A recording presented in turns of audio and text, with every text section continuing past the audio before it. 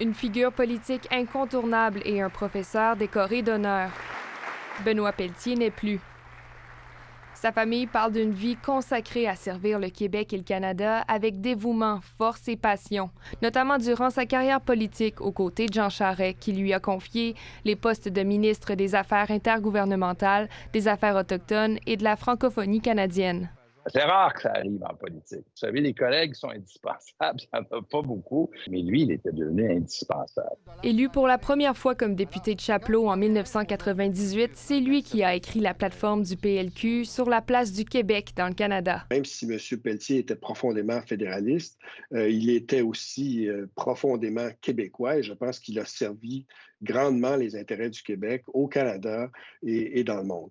Outre la politique, le droit a occupé une grande partie de sa vie. À 30 ans, il était déjà un professeur très apprécié de ses étudiants. Moi, il m'a enseigné en 97 ou 98, puis je me souviens très bien, dans la classe, il avait dit « La Charte québécoise des droits, c'est un vrai petit bijou ». C'est à ce moment-là que j'ai décidé de faire une maîtrise en droit, puis que la Charte québécoise serait mon sujet. Les professeurs, des fois, c'est comme on dit une phrase dans le cours, on dit quelque chose, ça marque les gens. Bien, M. Pelletier a marqué des milliers et des générations, dans le fond, d'étudiants et d'étudiantes. Et s'il laisse déjà un vide à l'Université d'Ottawa, la communauté politique du Québec est également ébranlée. Sur X, François Legault parle d'un homme brillant, généreux et courtois qui avait à cœur le Québec et la défense de la langue.